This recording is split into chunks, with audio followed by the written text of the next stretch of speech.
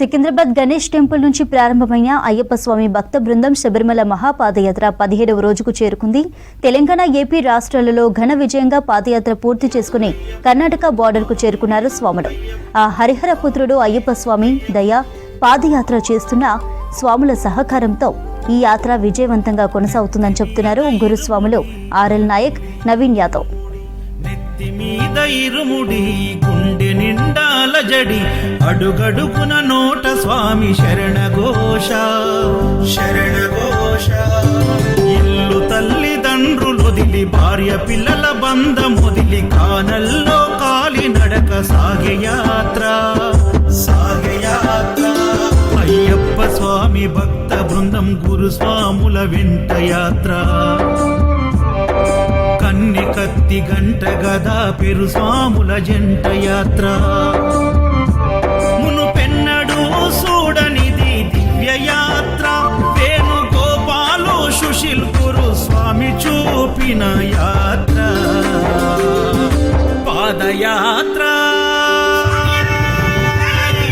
పాదయాత్ర ఇది పాదయాత్ర. ఆ పంపా నది తీరానికి పాదయాత్ర. శబరీషుని సన్నిధికి పాదయాత్ర. శరణం స్వామి శరణం శరణం స్వామి శరణం శరణం స్వామి శరణం శరణం స్వామి శరణం.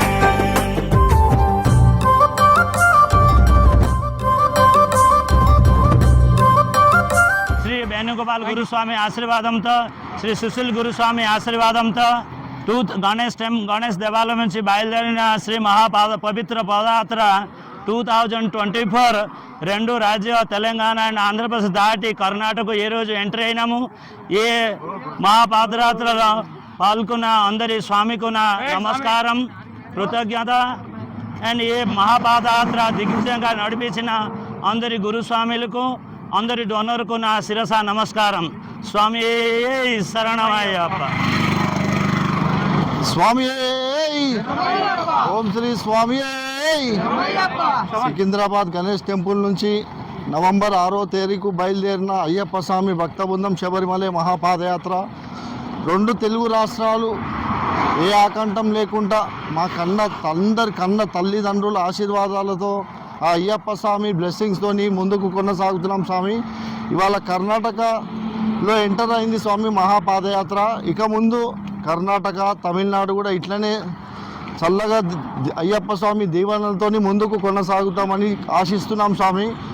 స్వామి స్వామి స్వామి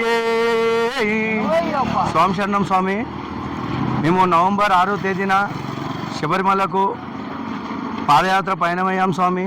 అయ్యప్ప స్వామి భక్త బృందం క్రీస్తుశేషులు వేణుగోపాల గురుస్వామి గారు మరియు సుశీల్ గురుస్వామి గారు వీరి యొక్క ఆశీస్సులతో ఈ మహాపాదయాత్ర మొదలైన స్వామి. నవంబర్ 6వ తారీఖు మొదలయ్యి ఈ రోజుకి 17వ రోజు స్వామి. మేము రెండు రాష్ట్రాలు కంప్లీట్ చేసుకొని కొత్తగా కర్ణాటకలో ఎంట్రీ అవుతున్నాం స్వామి. ఇప్పటి వరకు కూడా ఈ యాత్ర విజయవంతంగా అంతా చాలా బాగా ముందు కొనసాగింది స్వామి. ఆ గురుస్వామిల ఆశీస్సులతో మరియు ఈ పాదయాత్రని లీడ్ చేస్తున్న గురుస్వాములు ఆర్ఎల్ నాయక్ గురుస్వామి గారు, నవీన్ మామ గురుస్వామి గారు, శ్రీకాంత్ అన్న గురుస్వామి గారు మరియు సుధాకర్ అన్న గురుస్వామి గారు, మన రామకృష్ణ గురుస్వామి గారు, వీరందరి ఆధ్వర్యంలో ఈ మహాపాదయాత్ర కొనసాగుతుంది స్వామి. ఇక్కడ సుశీల్ గురుస్వామి గారి పుత్రుడు రింకు స్వామి కూడా లేరు స్వామి. వారు కూడా మన యాత్రలో జాయిన్ అవుతారు.